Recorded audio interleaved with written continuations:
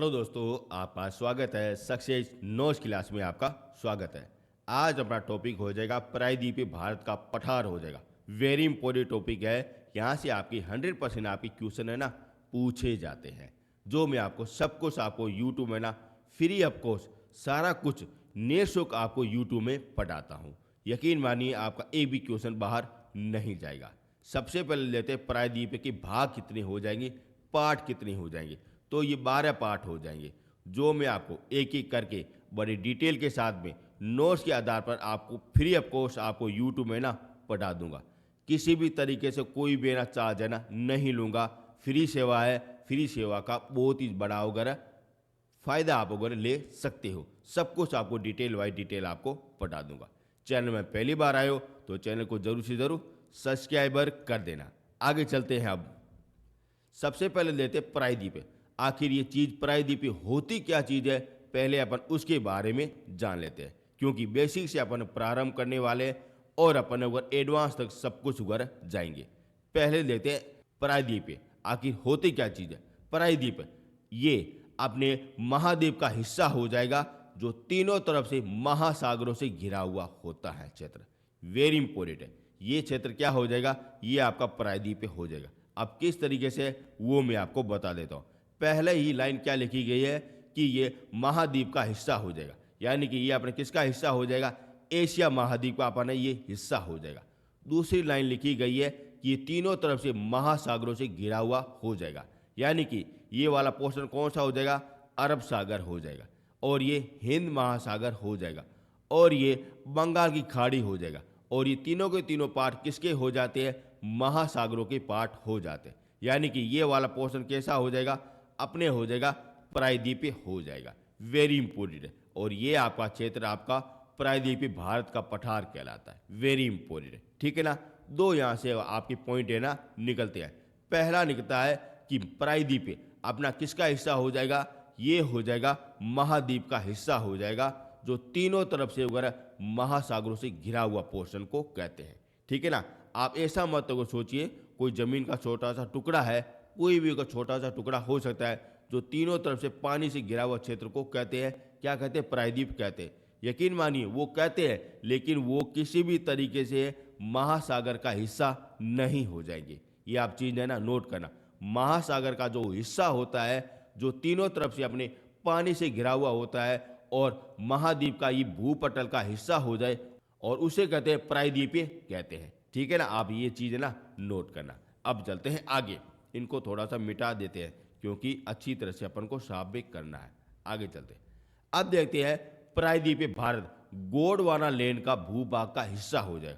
अब ये सर ये गोंडवाना लैंड क्या होता है वो भी मुझे बता दो। और वैसे भी मैंने आपको ना सब कुछ आपको बताया, फिर भी मैं आपको बता देता हूँ।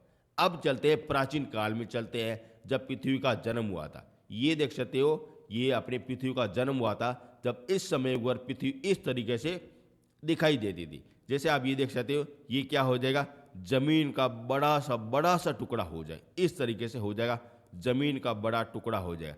और इसके अंदर सातों के सातों महाद्वीपे देखने को मिलते हैं। क्या देखते हैं, महाद्वीपे देखने को मिलते हैं, जो पहले अपने एक जगह पर जुड़े हुए थे। यानी कि ये सारे के सारे एक जगह पर जुड़े हुए थे, और इनके चारों तरफ क्या हो जाएगा, महाद्वीप हो जाएगा, यानी कि महाजल हो जाएगा। जो ये वाला पोर्शन क्या कहलाता है, ये वाला पोर्शन कहता है पैथालासा कहता है। क्या कहते हैं, पैथालासा कहते हैं। और ये वाला पोर्शन क्या कहते हैं, पेंजिया कहते हैं। क्या कहते हैं, पेंजिया कहते हैं, ठीक है ना। आप चीज़ें ना नोट करना। यानी कि ये वाला भूमि का बड़ा वाला पार्ट है ना, ये हो जाएगा पेंजिया हो जाएगा। और ये भूमि के चारों तरफ जो पानी आप दिखाई देख रहे हो, ये जल हो जाएगा, और इसे कहते हैं पैथालासा कहते हैं। क्या कहते हैं, पैथालासा कहते हैं। ये आप चीज़ें ना नोट करना। अब समय परिवर्तन होता है, और यहाँ पे है ना दरार आ जाती, इस तरीके से दरार आ जाती। जिस तरीके से भाइयों के बीच में दरार आ जाती है, उसी तरीके से इसमें के बीच में दरार आ गई, इस तरीके से आ गई। और यहाँ पे दरार आ गई, तब क्या होता है, यहाँ पे पानी चला जाता है। और जब ये पानी चला जाता है, और यही आपका होगा तैतीय सागर कहलाता है। क्या कहलाते हैं, तैतीय सागर कहलाता है। और ये उत्तर वाला पोर्शन बन जाता है, और ये दक्षिण वाला पोर्शन ये बन जाता है। और ये उत्तर वाला पोर्शन को नाम को कहते हैं अंगारा लेन कहते हैं। क्या कहते हैं? अंगारा लेन कहते हैं। और ये वाला पोर्शन को कहते हैं गोंडवाना लेन कहते हैं। ये आप चीज़ नोट करना, उत्तर वाला हो जाएगा अंगारा लेन हो जाएगा और निचले वाला पोर्शन हो जाएगा गोंडवाना लेन हो जाएगा। अब यहाँ पे लिखा गया है कि प्रायद्वीपीय भारत गोंडवाना लेन का हिस्सा हो जाए, लेकिन गोंडवाना लेन कहाँ पे हो जाएगा? दक्षिण में हो जाएगा। और एशिया कहाँ पे हो जाएगा? उत्तर में हो जाएगा। लेकिन यहाँ पे आप चीज नोट करने की जरूरत है, क्योंकि गोंडवाना लेन का हिस्सा हो जाएगा प्रायद्वीपीय भारत हो जाएगा, जो यहाँ से टूट के अपने अगर ऊपर की ओर चला गया और यहाँ के एशिया के दक्षिण की ओर ये लग गया था, चिपक गया था। तब इसके कारण यहाँ को कहते हैं कि गोंडवाना लेन है ना, उसका हिस्सा कौन सा हो जाएगा? प्रायद्वीपीय भारत का हिस्सा हो जाएगा।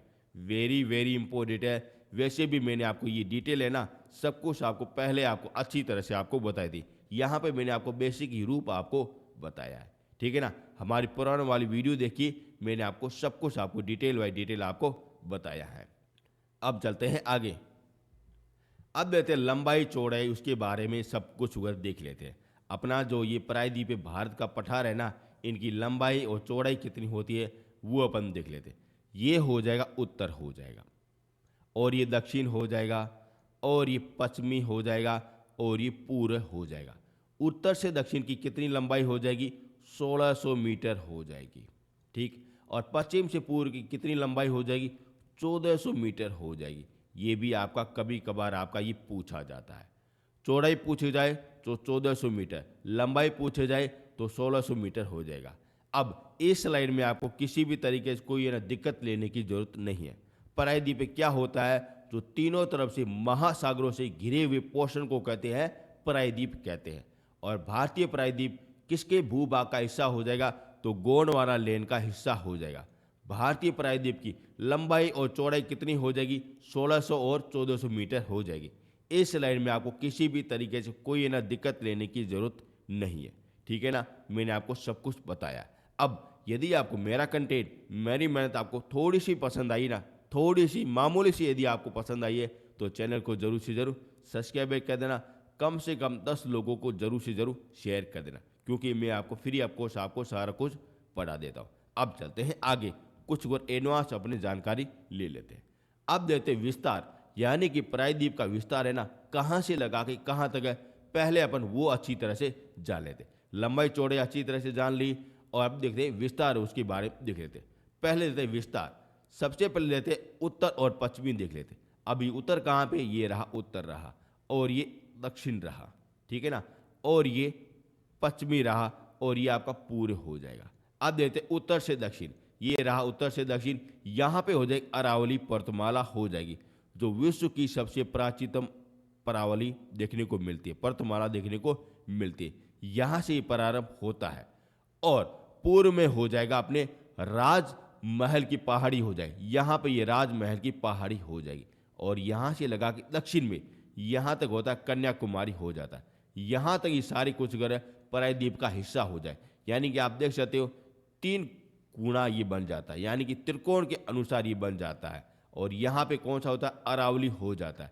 यहाँ पे राजमहल की पहाड़ी हो जाता है, और यहाँ पे कन्याकुमारी हो जाता है। ये अपने तीनों ओर से इस तरीके से होता है, देख सकते हैं इस तरीके से होता है। यहाँ पे अपने अरावली हो जाएगा, यहाँ पे राजमहल की पहाड़ी हो जाएगी, और यहाँ पे कन्याकुमारी हो जाएगी। अब ये आकृति किस तरीके से बन गई? त्रिभुजाकार बन गई, यानी कि प्रायद्वीप हमेशा कैसा होता है? त्रिभुजाकार होता है। ये आप चीज़ें ना नोट करना। आपके ऐसी बेसिक क्वेश्चन है वो भी आपके पूछे जाते हैं, और कुछ को विस्तार के आधार पर पूछे जाता है।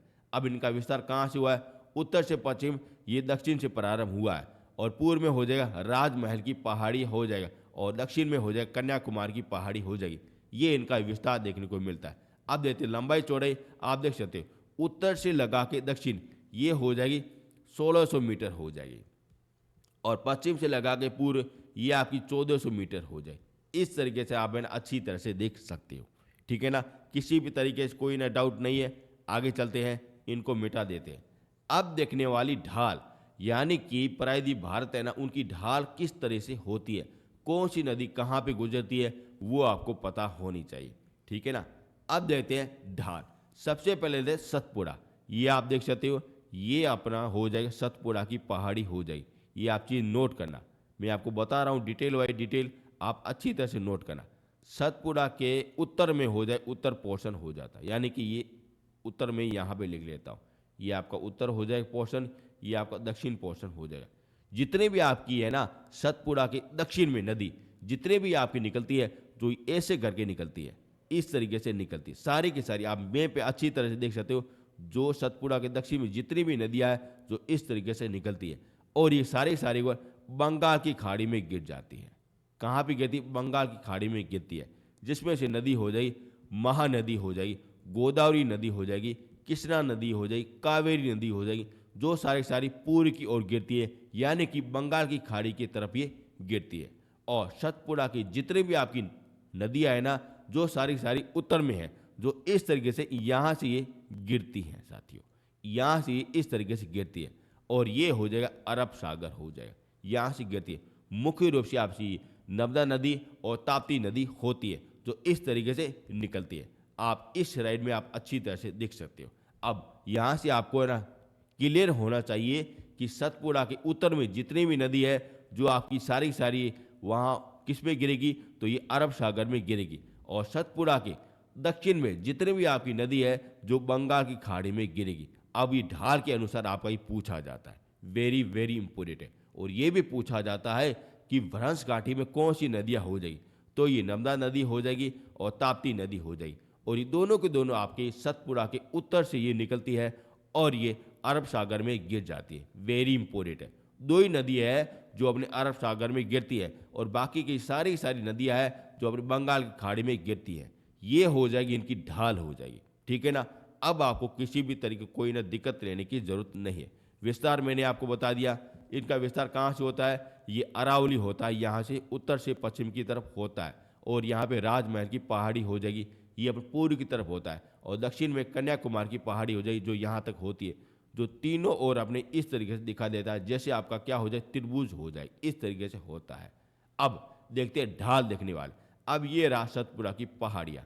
अब इसी जितनी भी आप उत्तर में नदियाँ हैं, जो सारी सारी ये अपने गिरेगी अरब सागर में गिरेगी। जितनी भी नदियाँ दो ही मुख्य रूप से है, पहले हो जाएगी नर्मदा नदी और दूसरी ताप्ती नदी हो जाएगी। ये दोनों के दोनों अपने अरब सागर में गिरती है, जो इस तरीके से ढाल अपने होती है।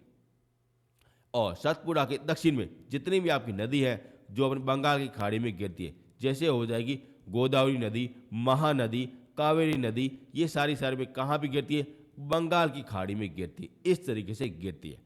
अब आपको इस लाइन में किसी भी तरीके कोई दिक्कत लेने की जरूरत नहीं है। मैंने आपको बता दिया कि भारतीय प्रायद्वीप इनका विस्तार कितना हो जाएगा, ये किसका भूभाग का हिस्सा हो जाएगा, इनका ढाल किस तरीके से हो जाएगी, मैंने आपको अच्छी तरह से आपको बता दिया। अब मैं आपको इनके पार्ट कराने वाला हूँ। कितने पार्ट हो जाएंगे? 12 पार्ट हो जाएंगे। ये 12 के 12 पार्ट है ना, मैं आपको बड़ी डिटेल बाई डिटेल आपको बता रहा हूँ। पहले आपको क्लियर होना चाहिए कि प्रायद्वीप आखिर चीज़ क्या है, उसके बारे में आपको पता होना चाहिए। कितनी लंबाई चौड़ाई होनी चाहिए, कहाँ से लगा कर इनका इनका विस्तार देखने को मिलता है, इनकी ढाल कौन सी हो जाएगी, कौन से पार्ट हो जाएगी, ये आपको पता होना चाहिए। जैसे पार्ट हो जाए मालवा का पठार हो जाएगा, जैसे हो जाएगा अरावली पर्वतमाला हो जाएगी, छोटा नागपुर का पठार हो जाएगा, विंध्याचल पर्वतमाला हो जाएगी, बुंदेलखंड हो जाएगा, सतपुड़ा की पहाड़ी हो जाएगी, और बघेलखंड का पठार हो जाएगा, और छोटा नागपुर का पठार हो जाएगा, और दक्खन का पठार हो जाएगा, और दक्खन का पठार भी हो जाएगा, कर्नाटक का पठार हो जाएगा, और तेलंगाना का पठार हो जाएगा। ये 12 पार्ट किसके देखने को मिलते हैं? भारतीय प्रायद्वीप के देखने को मिलते हैं, जो मैं आपको बड़ी डिटेल बाई डिटेल आपको बता रहा हूँ, ठीक है ना। अच्छा लग रहा है तो चैनल को जरूर से जरूर सब्सक्राइब कर देना। और ये पड़े मेरे व्हाट्सएप नंबर, यहाँ से आप नोट्स है ना अच्छी तरह से डाउनलोड कर सकते हो।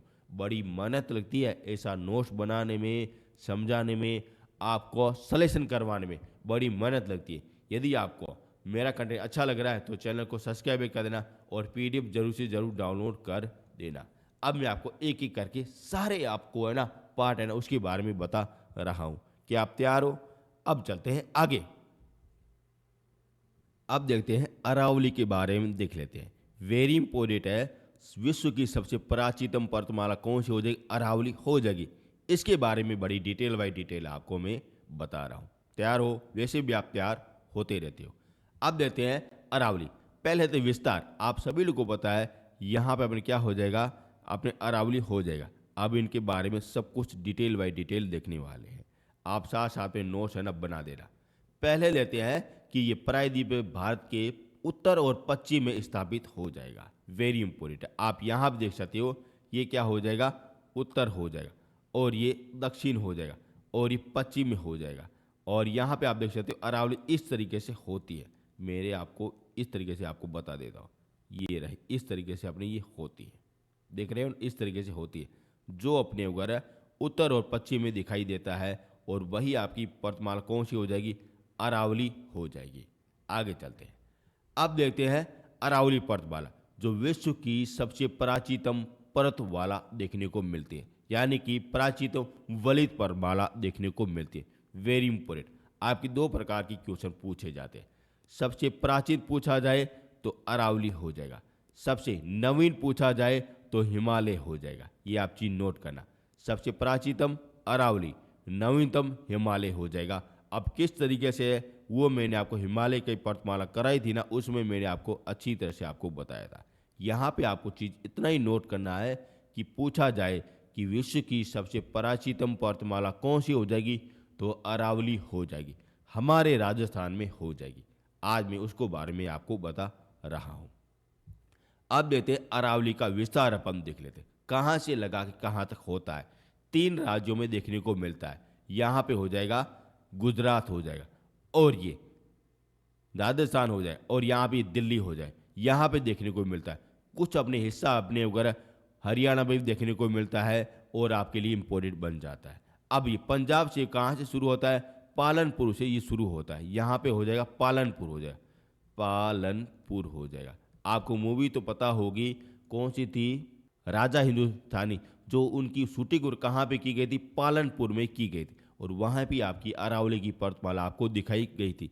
यहाँ से ना शुरू होती है, और यहाँ पे दिल्ली में राय सिंह की पहाड़ी वहाँ तक ही समाप्त हो जाती, यानी कि यहाँ पे हो जाएगा गुजरात हो जाएगा, और ये अपने यूपी भी आ जाता है, और यहाँ पे दिल्ली आ जाता है। यहाँ से अपने पालनपुर से प्रारंभ होती है, और इस तरीके होती हुई फिर ये दिल्ली तक पहुँच जाती है, और ये हो जाएगी राय सिंह की पहाड़ी हो जाएगी। यहाँ तक ये विस्तार देखने को मिलता है। पूछा जाता है पालनपुर में किसकी शूटिंग की गई थी, राजा हिंदुस्तानी की शूटिंग की गई थी। आमिर खान की आपको पता होगी मूवी हुई थी साथियों, ठीक है ना, बड़ी अच्छी मूवी है, कभी कभार मूवी भी देख लेना। आगे चलते हैं, अब देखते कुल लोग लंबाई देख लेते हैं, यानी कि यहाँ से लगा के यहाँ तक अरावली की कितनी लंबाई हो जाएगी, 692 किलोमीटर हो जाएगी। बहुत ही बड़ी हो जाएगी, 692 किलोमीटर हो जाए। लेकिन सर्वाधिक ज़्यादा किसमें हो जाएगी, राजस्थान में देखने को मिलती है। कितनी हो जाएगी, 550 किलोमीटर हो जाएगी, यानी कि 80% से ज़्यादा अपने राजस्थान में देखने को मिलती है। इस कारण कहा जाता है कि अरावली सर्वाधिक ज़्यादा किसमें हो जाएगी, अपने राजस्थान में हो जाएगी, हमारे राजस्थान में हो जाएगी। और मैं कहाँ से हूँ, यही राजस्थान से देखने को मिलता है, ठीक है ना। अब देखते हैं, ये राजस्थान को 2 पार्टों में डिवाइड कर लेती है। आप इस तरीके से देख सकते हो। अब कैसे करती है आपको मैं बता देता हूँ, वो भी आपको पता होना चाहिए। ये हो जाएगी अरावली पर्वतमाला हो जाएगी। अब ये वाला पोर्शन आपका पश्चिमी हो जाएगा, और ये पूर्व पोर्शन हो जाए, यानी कि यहाँ से बीच में चली गई ना, तब क्या होता है कि ये वाला पोर्शन पूर्व की तरफ हो जाता है, और ये वाला पश्चिम की तरफ हो जाता है। यहाँ पे जितना भी आपका थार का रेगिस्तान है, जो यहाँ पे ना पूरी तरह से कंट्रोल किया जाता है, क्योंकि यहाँ पे क्या आ जाती है, अपनी अगर अरावली पर्वतमाला आ जाती है। यहाँ पे जितना भी आपका मानसून है ना, जो यहाँ तक आता है, और यहाँ पे बारिश है ना कर देता है, किसी भी तरीके से कोई ना दिक्कत नहीं होती है। यहाँ से मानसून यहाँ नहीं जाता है, और यहाँ का अगर रेत यहाँ पे नहीं आती। इस कारण ये अरावली है ना राजस्थान में मोस्ट इंपोर्टेंट अपने रोल अदा करती है। कभी आप डिटेल के साथ पढ़ना, अगर बड़ी अच्छी जगह है, और खाद्यान्न के रूप में सबसे अच्छी देखने को मिलती है। ये अपने राजस्थान को अपने पश्चिम से पूर्व में ये विभाजित करती है। अब आपको यहाँ पे किसी भी तरह कोई ना दिक्कत लेने की जरूरत नहीं है। आपका पहला ही क्वेश्चन पूछा जाता है कि भारत की सबसे प्राचीनतम या विश्व की सबसे प्राचीनतम पर्वतमाला कौन सी हो जाएगी, तो अरावली हो जाएगी। नेक्स्ट क्वेश्चन पूछा जाता है कि अरावली का विस्तार कहाँ से लगा के कहाँ तक होता है, तो पालनपुर से लगा के राय सिंह की पहाड़ी तक वहाँ तक ये प्रारंभ हो जाता है, ठीक है ना। कुल इनकी लंबाई कितनी हो जाएगी, 692 किलोमीटर हो जाएगी। राजस्थान में कितनी हो जाती है? तो 550 किलोमीटर हो जाती है। कौन सी ऐसी उगर है पर्वतमाला है जो राजस्थान को दो भागों में डिवाइड करती है? तो ये अरावली हो जाएगी। ठीक है ना, ये आपको पता होनी चाहिए। बेसिक जानकारी है जो आपको पता होना चाहिए, और ऐसे ही तो आपकी क्वेश्चन पूछे जाते हैं। अब अपन कुछ आगे भी देख लेते हैं। आप देखते अरावली, ये बढ़िया आप देख सकते हो, ये हो जाएगा राजस्थान हो जाएगा, ये गुजरात हो जाएगा, ये यहाँ पे एक बार यूपी का स्टेट यहाँ पे देखने को मिलता है, और ये अपने हरियाणा का हो जाएगा, और ये दिल्ली का हो जाता है। ठीक है ना, अब अपन इसके बारे में देख लेते हैं। अब देखते दक्षिण में का भाग देखते हैं, यानी कि अरावली का दक्षिण में कौन सी पहाड़ी हो जाएगी? यहाँ पे गुजरात में कौन सी पहाड़ी हो जाएगी? उसे कहते हैं जरका पहाड़ी कहते हैं। वेरी इंपॉर्टेंट, यहाँ पे हो जाएगी जरका पहाड़ी हो जाएगी, जो वहाँ से ये देखने को मिलती है। वेरी इंपॉर्टेंट है, पूछा जाता है कि अरावली का दक्षिणतम की में पहाड़ी कौन सी हो जाएगी? तो जरका पहाड़ी हो जाएगी। अब देखते हैं उत्तर में। उत्तर में दिलहिज की पहाड़ी हो जाती है, जिसे कहते हैं दिल रेंज भी कहते हैं। यहाँ पे ये दिल्ली में होती है। ठीक है ना, पूछा जाता है उत्तर में अपने होती है कि दिल रिज की पहाड़ी होती है, और दक्षिण में अपने होती है जरका पहाड़ी होती है, जो आपको पता होनी चाहिए। ठीक है ना, आगे चलते हैं। अब देखते हैं अरावली की सबसे ऊंची पर्वतमाला कौन सी हो जाएगी, यानी कि ऊंची चोटी कौन सी हो जाएगी? तो गिरु शिखर हो जाएगी। और गुरु शिखर कहाँ पे? यहाँ पे ये देखने को मिलती है। आप देख सकते हो, ये वाली हो जाएगी गुरु शिखर हो जाएगी, और इनकी मीटर कितनी हो जाएगी? 1722 मीटर हो जाएगी। ठीक है ना, पूछा जाता है। और ये कहाँ पे है? माउंट आबू में स्थापित हो जाएगी। माउंट आबू अपने कहाँ पे है? सिरोही में अपना हो जाएगा। और सिरोही कहाँ पे? राजस्थान में हो जाएगा। सीधा सा पूछा जाता है कि अरावली की सबसे ऊंची चोटी कौन सी हो जाएगी? गुरु शिखर हो जाएगी। कितने मीटर हो जाएगी? 1722 मीटर हो जाएगी। कहाँ पे है? माउंट आबू में देखने को मिलता है। यही आपका माउंट आबू है जो राजस्थान का कश्मीर भी कहलाता है। और ये कहाँ पे है? ये अपने सिरोही क्षेत्र में आ जाता है। ठीक है ना, ये आपको पता होना चाहिए। अब चलते हैं आगे। आप देखते हैं यहाँ में प्रसिद्ध अपने एक मंदिर देखने को मिलता है, और वह हो जाएगा दिलवाड़ा का मंदिर हो जाएगा, जो बड़ा खूबसूरत बनाया हुआ है। बड़ा ही खूबसूरत बनाया, बड़ा ही खूबसूरत बनाया हुआ है। आप ये वाला देख सकते हो, ये वाला हो जाएगा दिलवाड़ा का जैन मंदिर हो जाएगा। बड़ा ही खूबसूरत बनाया गया है, ताजमहल से कहीं ज़्यादा अगर खूबसूरत बनाया गया है। आपको यदि टाइम हो तो यहाँ पे जरूर से जरूर जाना, माउंट आबू जाना। वहाँ पे आप गुरु शिखर की पहाड़ी भी देख लेना, और दिलवाड़ा का जैन मंदिर भी देख लेना चाहते। इतना खूबसूरत बनाया हुआ है, आप पूछो मत, अगर बड़ा ही खूबसूरत बनाया हुआ है। कहाँ पे हो जाएगा? ये अपने हो जाए अरावली पर्वतमाला में हो जाएगा। ठीक है ना, आप यहाँ देख सकते हैं पीछे ये हो जाए अरावली पर्वतमाला हो जाए, इनकी ढाल पे ये स्थापित हो जाता है। बड़ा ही खूबसूरत है। मैं यहाँ पे गया हूँ, इस कारण मैं आपको बार बार कह रहा हूँ, यहाँ पे आपको टाइम निकाल के ज़रूर से ज़रूर जाना। वैसे भी आप काफ़ी बड़ी बिजी लोग हो, लेकिन आप टाइम में ना निकाल लेना, क्योंकि यहाँ बड़ी खूबसूरत जगह है और पवित्र जगह देखने को मिलती है। ठीक है ना, आगे चलते हैं। अब देखते हैं बनास नदी। वेरी इंपॉर्टेंट, बनास नदी अपने अरावली को दो भागों में काट देती है, और वहीं से आपका क्वेश्चन पूछा जाता है। यहाँ से है ना राजसमंद होता है, और राजसमंद से एक नदी निकलती है इस तरह से, खमनोर के पास से इस तरीके से निकलती हुई, फिर ये अपने इस तरीके से ये चली जाती है, और ये अपने क्या करती है कि अरावली को ही काट देती है। यानी कि ये अरावली को कौन काटती है? नदी, ये बनास नदी काटती है, जो खमनोर के पास से इस तरीके से निकलती है। इस तरीके से ये निकलती है और इस तरीके से चली जाती है, और यहाँ से अपने आ जाती है चंबल नदी आती है। यहाँ से ये चंबल नदी आती है, और ये चंबल नदी के साथ ये मिल जाती है, और ये एमपी से आती है। ये अपने एमपी से नदी आती है, ये हो जाएगी चंबल नदी हो जाए, और ये बनास नदी हो जाएगी। ठीक है ना, और ये बनास नदी इस तरीके से अरावली को दो पार्ट में काट देती है, एकदम खचक काट देती है, और यहाँ से आगे चलती हुई और ये चंबल नदी में मिल जाती है, और आगे चंबल नदी जाती हुई फिर ये यमुना में मिल जाती है। इस तरीके से ये यमुना में मिल जाती है, और यमुना सीधी आगे जाती हुई गंगा में मिल जाती है, और गंगा सीधी आगे जाते बंगाल की खाड़ी में गिर जाती है। सुंदरवन डेटा बना के वह गिर जाती है। ठीक है ना, ये आपको पता होना चाहिए। और ये रही अरावली की कुछ मुख्य मुख्य विशेषता रही, जो आपके क्वेश्चन पूछे जाते हैं। ठीक है ना, दक्षिण का पॉइंट कौन सा हो जाएगा? जरका पहाड़ी हो जाएगा। उत्तर का पॉइंट कौन सा हो जाएगा? दिल्ली रेंज हो जाएगा। और ऊंची चोटी कौन सी हो जाएगी? ऊंचा शिखर कौन सा हो जाएगा? गुरु शिखर हो जाएगा। कहाँ पे स्थापित हो जाएगा? माउंट आबू में स्थापित हो जाएगा। दिलवाड़ा का जैन मंदिर कहाँ पे हो जाए, कौन सी पहाड़ी पे हो जाएगा, तो ये अरावली पहाड़ी पर हो जाता है। और अरावली को काटने वाली नदी कौन सी हो जाएगी, बनास नदी हो जाएगी। जिस तरीके से ये कर्क रेखा होती है, जो उनको कौन सी नदी काटती है, तो माही नदी काटती है। इस तरीके से दो पार्ट में काटती है, यानी कि ये दो पार्ट में काटती है, एक ये रहा पार्ट और ये दो पार्ट रहा। लेकिन बनास नदी है ना, जो अपने अरावली को अगर एक पार्ट में काटती है, ये आ रहा है अरावली एक पार्ट रहा और दूसरा पार्ट रहा, इस तरीके से काटती है, तो ये उत्तर वाला रहा और दक्षिण रहा, इस तरीके से काट देती है। और बनास की नदी के आधार पर आपकी क्वेश्चन पूछा जाता है, जो आगे चल के चंबल में मिल जाती है, चंबल अपने यमुना में मिल जाती है और यमुना गंगा में मिल जाती है और गंगा सीधे बंगाल की खाड़ी में मिल जाती है। अब आपको किसी भी तरीके से कोई दिक्कत लेने की जरूरत नहीं है, अरावली के आधार पर आपके यही आपके क्वेश्चन पूछे जाते हैं। वेरी वेरी इंपॉर्टेंट, ठीक है ना। अब चलते हैं आगे। उससे पहले चैनल में पहली बार आए हो तो चैनल को जरूर से जरूर सब्सक्राइब कर देना, शेयर कर देना, कम से कम 10 लोगों को शेयर कर देना। और यदि आपको पीडीएफ डाउनलोड करनी है तब आपको इस वीडियो के डिस्क्रिप्शन के नीचे लिंक मिल जाएगा, वहाँ से आप अच्छी तरह से डाउनलोड कर सकते हो। बड़ी मेहनत लगती है ऐसा कंटेंट बनाने में, समझाने में, सब कुछ मेहनत लगती है। फ्री कुछ भी नहीं होता है, फिर भी मैं आपको यूट्यूब में ना फ्री ऑफ कोर्स आपको पढ़ा रहा हूँ। शेयर कर देना, अभी चैनल का ग्रो होना बाकी है, जो आपके आपके कोमल हाथों में है साथियों, और शेयर कर देना, ठीक है ना। अब चलते आगे, नेक्स्ट अपन ऊपर पार्ट देख लेते हैं।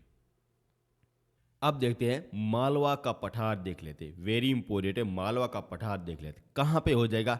आप ये वाला देख सकते हो, ये हो रहा है गोल सर्किल, यहाँ से लगा के यहाँ तक, ये क्या हो जाएगा, मालवा का पठार हो जाएगा, तो यहाँ अपने हो जाता है। जो किन किन राज्यों में देखने को मिलता है, एमपी, राजस्थान और गुजरात में देखने को मिलता है। आप अच्छी तरह से देख सकते हो, ये वाला क्षेत्र कौन सा हो जाएगा, मालवा का पठार हो जाएगा, ठीक है ना। या यहाँ पे ये देखने को मिलता है। मैं थोड़ा सा इनको गहरा कर देता हूँ, ठीक है, जिससे आपको पता हो जाए। और वैसे भी आपको पीडीएफ में ना सारा कुछ आपको ये मटेरियल मिल जाएगा। आगे चलते हैं, अब देखते हैं इसकी स्थिति कहाँ पे हो जाएगी। उत्तर में क्या हो जाएगा, अरावली हो जाएगा। देख सकते हो ये क्या हो जाएगा, अरावली हो जाएगी जो राजस्थान में, ये हो जाएगी विंध्याचल हो जाएगी, तो यहाँ पे हो जाएगी।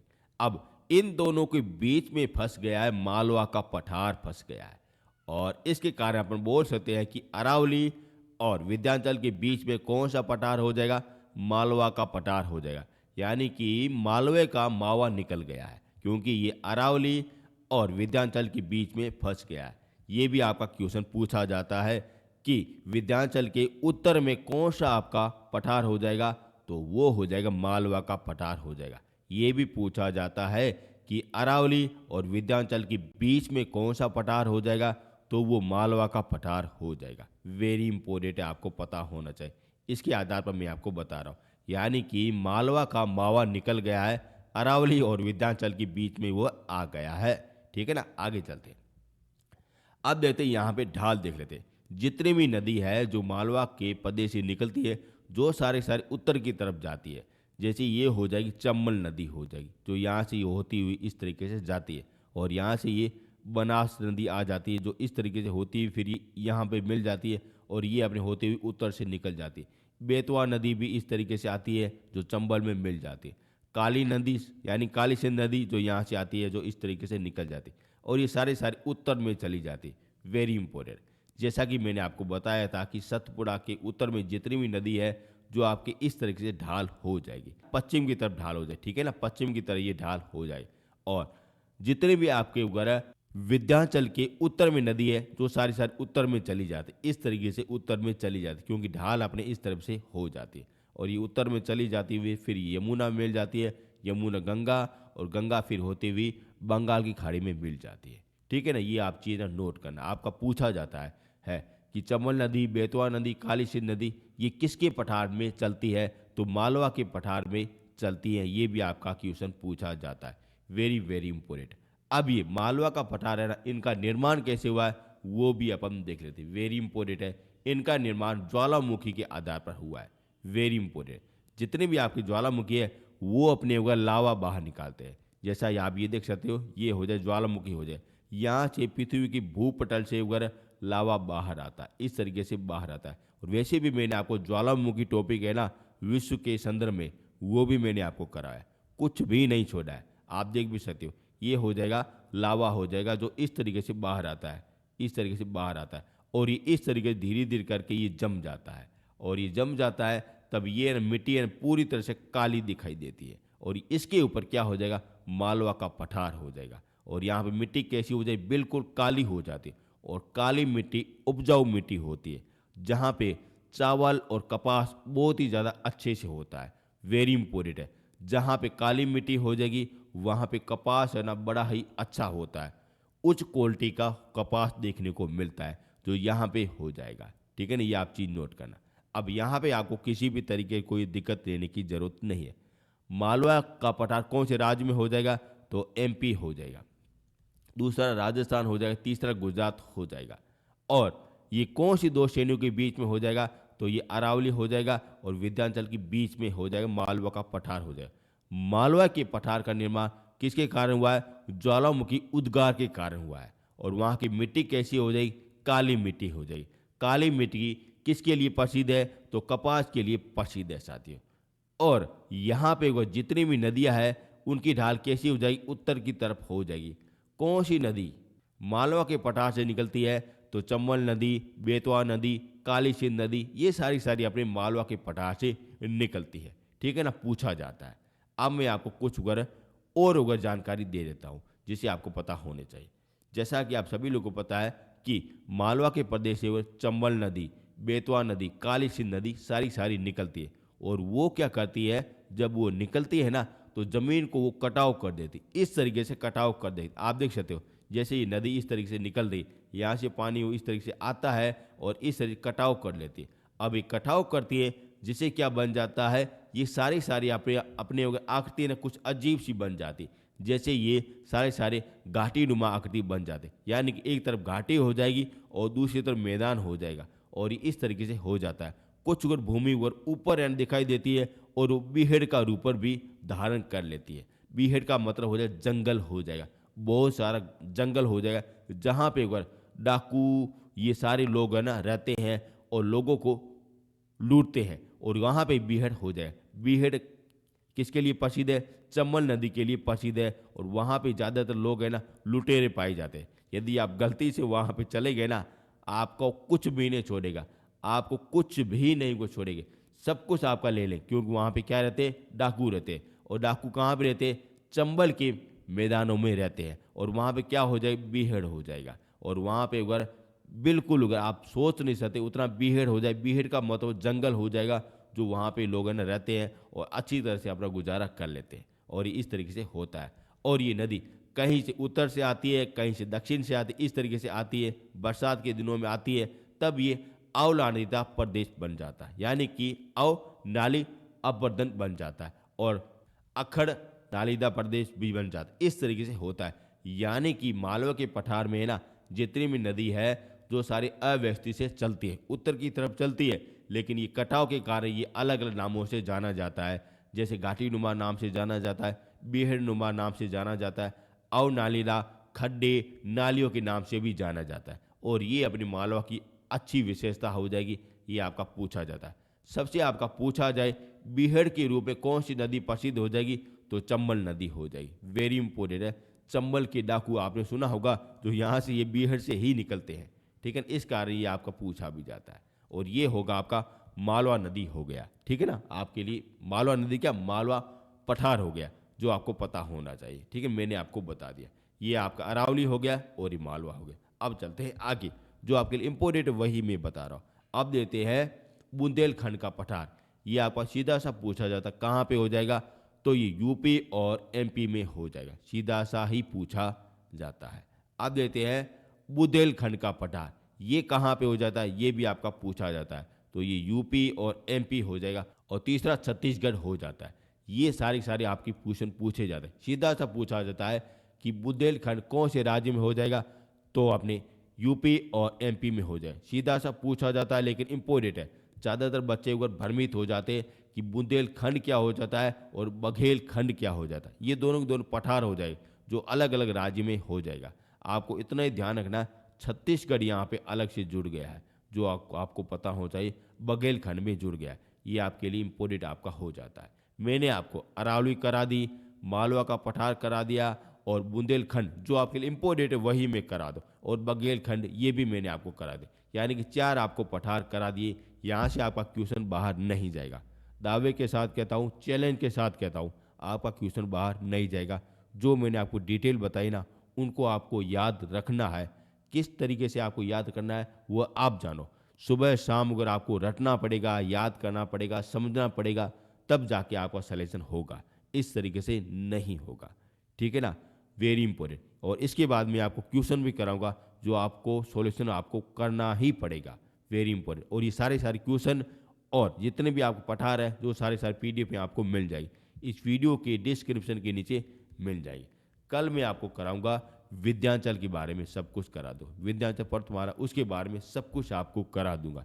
Very important. कल की क्लास आपके लिए इंपॉर्टेंट आपकी हो जाएगी।